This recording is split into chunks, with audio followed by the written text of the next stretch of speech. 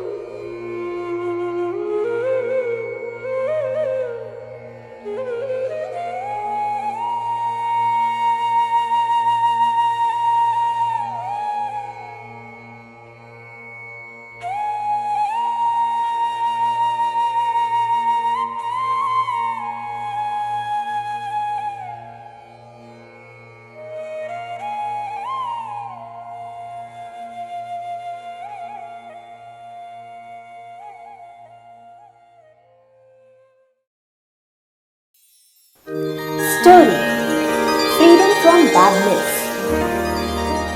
In the village where Guru Nanak Dev Ji was staying, people used to come to Guru Nanak Dev Ji and ask him for solutions to their problems. There was a dacoit in the same village who used to rob people in the village every day. People were afraid of him. The robber gradually became upset with his life.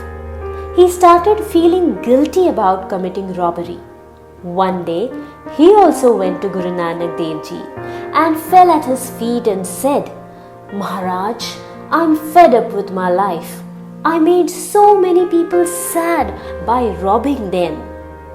Please tell me some way by which I can escape from this evil." Nanak Ji said, "What is the big deal in this? If you stop doing bad things, then you will be saved from it." The robber listened to them and said, "That's good, I will try." After a few days, he returned to Guru Nanak Dev Ji and said, "Guruji, I tried a lot to give up bad things but could not. I am helpless due to my bad habit. Please tell me some other way." It is not so easy to get freedom from any bad habit. Seeing his feelings, Guru Nanak Dev Ji said, "Do whatever bad thing comes to your mind. Do it, but tell it to other people every day." The robber was so happy that now he started robbing fearlessly and would lighten his mood by telling others.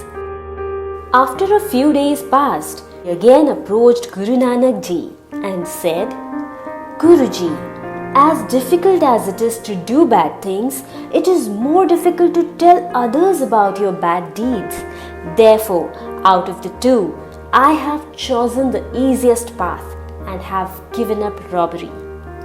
So children, we get the lesson from this story that by taking refuge in the saints and great men, any bad habit goes away on its own.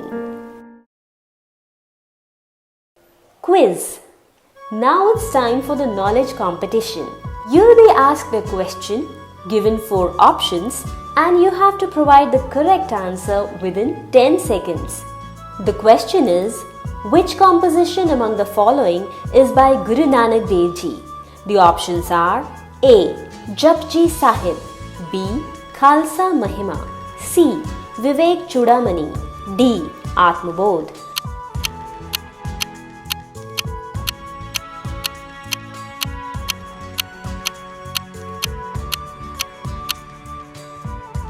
The correct answer will be revealed at the end of the session.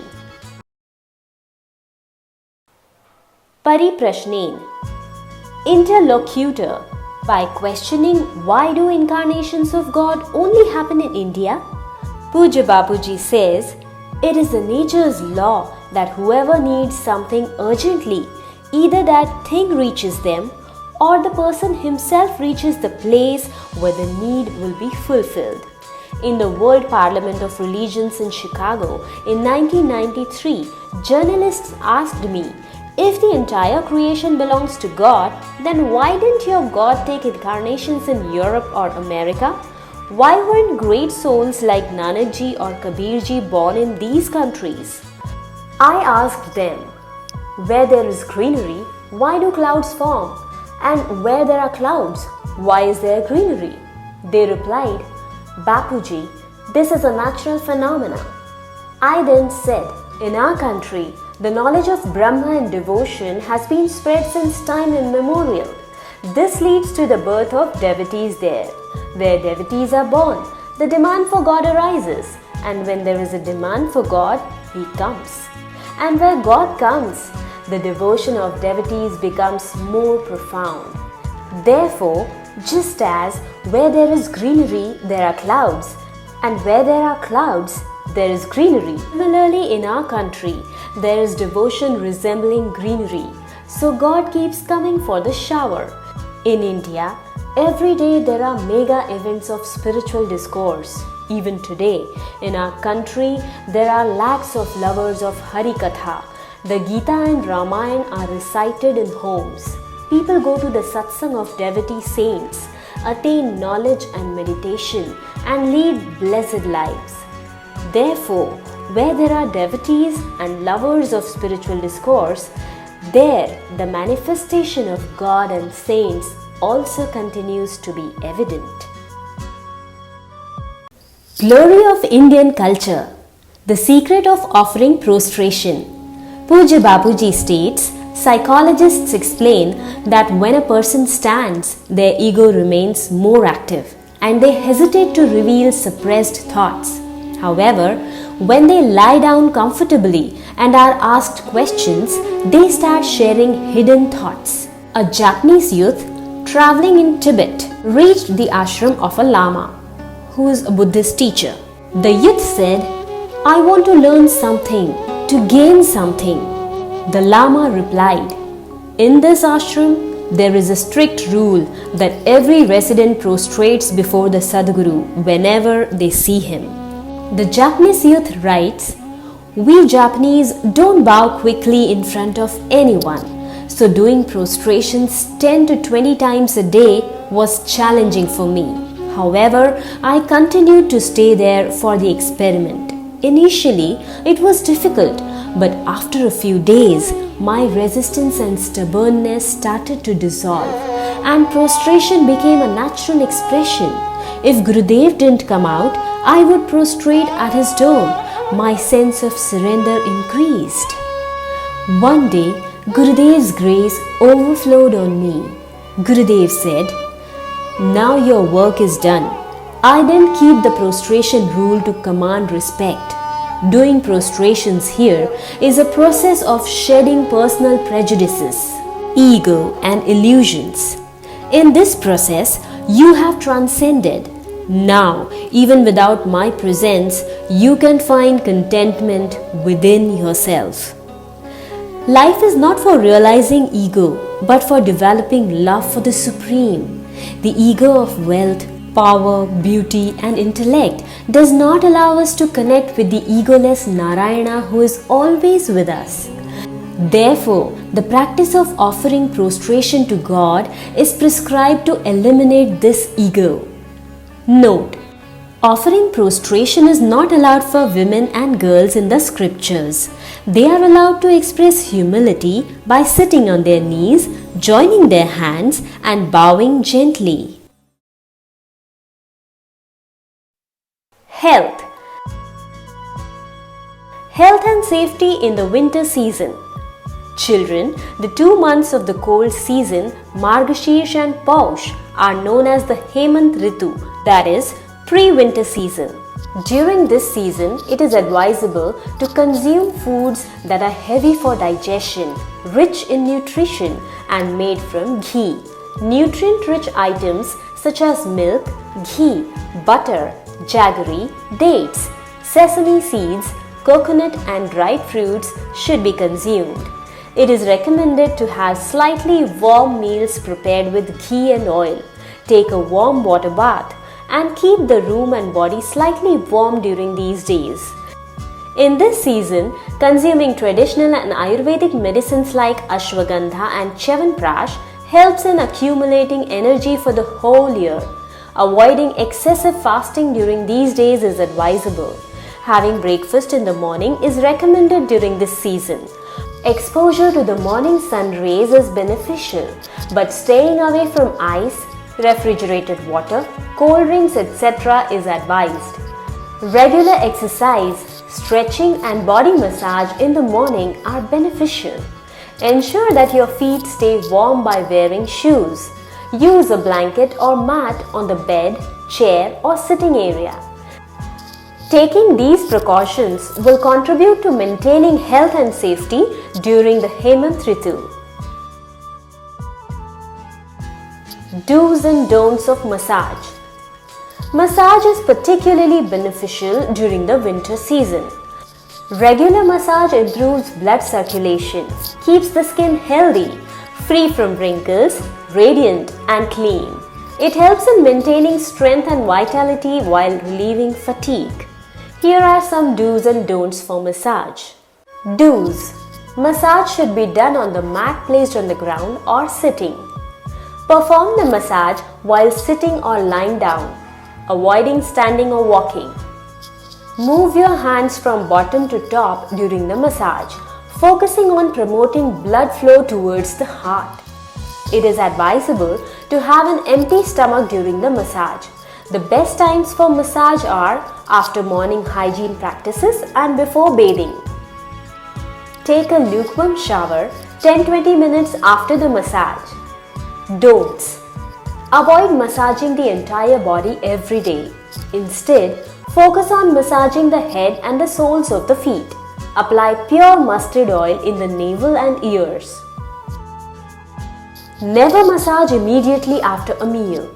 Avoid going out in the cold air after a massage.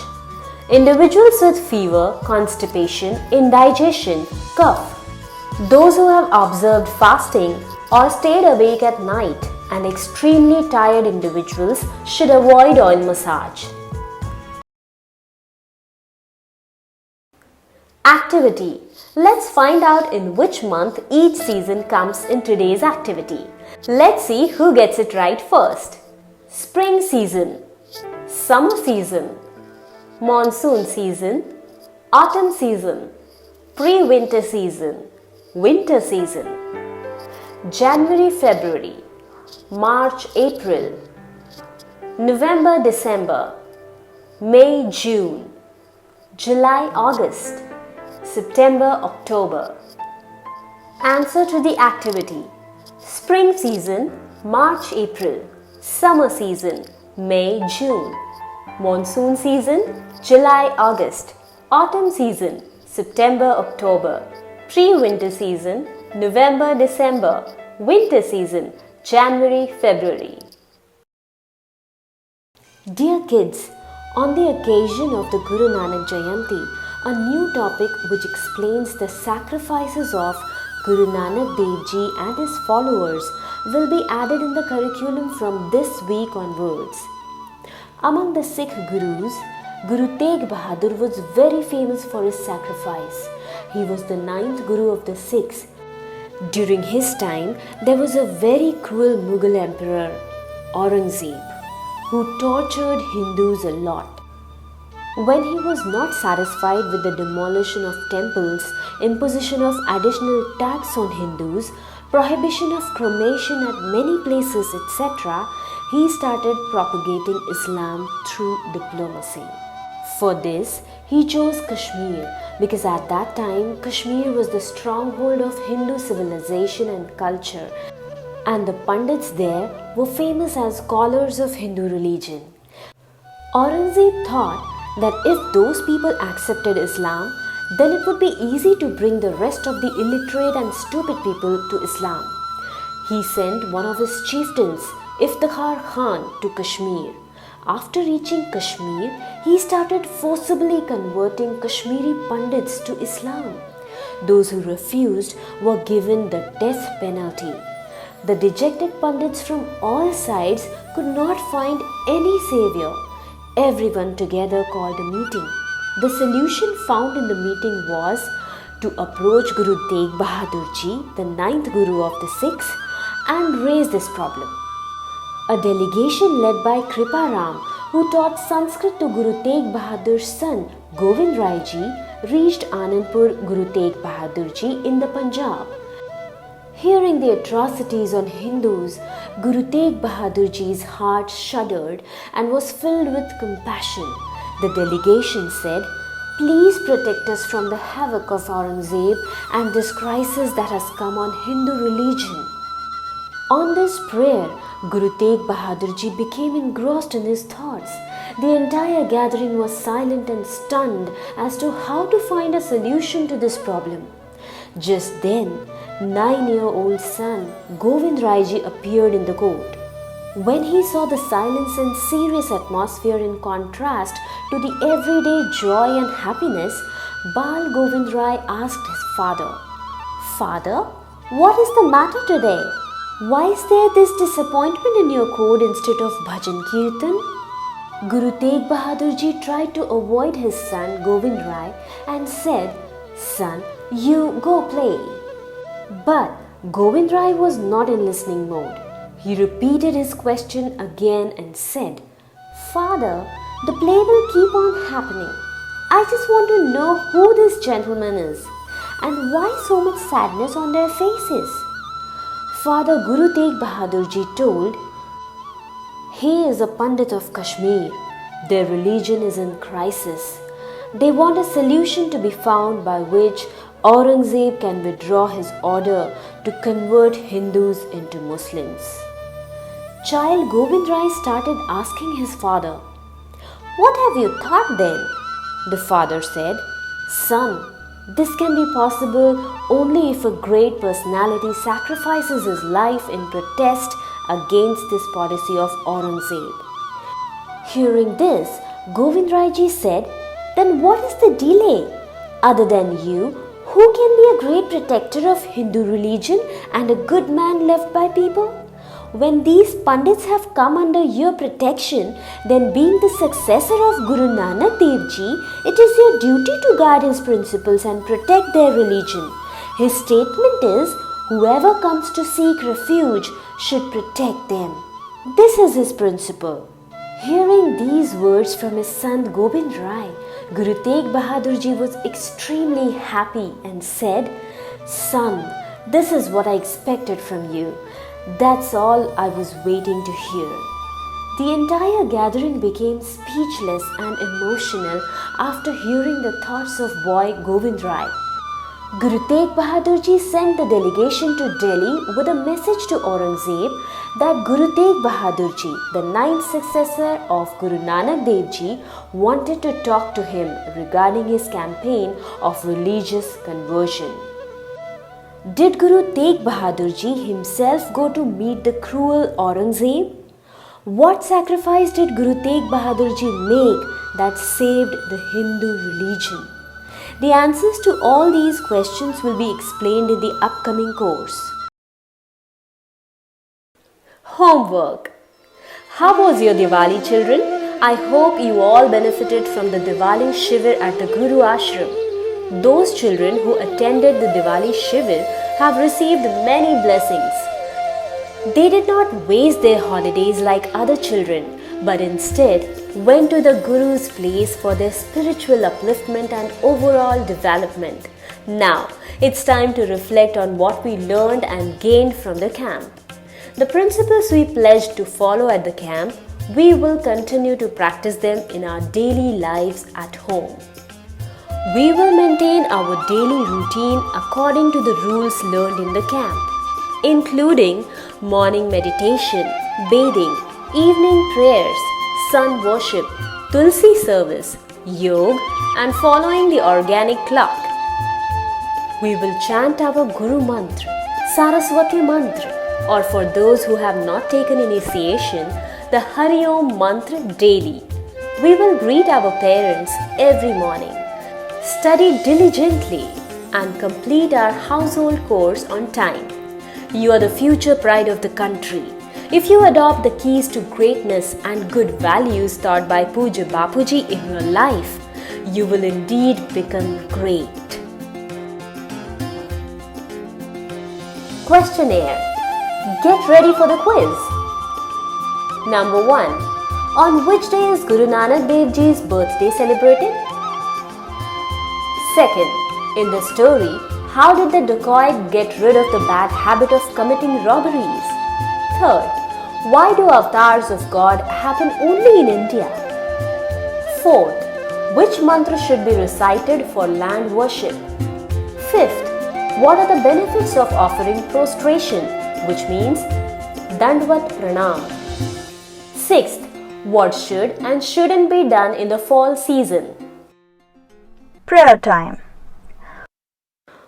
Om Asato Ma Sadgamaya Tamaso Ma Jyotirgamaya Mrityormam Amritam Gamaya. Om Shanti Shanti Shanti. O Lord, lead us from falsehood to truth, from darkness to light, and from mortality to immortality. Narayan, Narayan, Narayan. With this, today's Balsanskar Kendra concludes. We will meet again next week with a new knowledge enhancing topic. Until then, Hari Om! The correct answer to the knowledge quiz is A. Japuji Sahib. It is a Sikh prayer found at the beginning of the Guru Granth Sahib. It was composed by Guru Nanak Dev Ji. Today's session stories are derived from Japuji Sahib.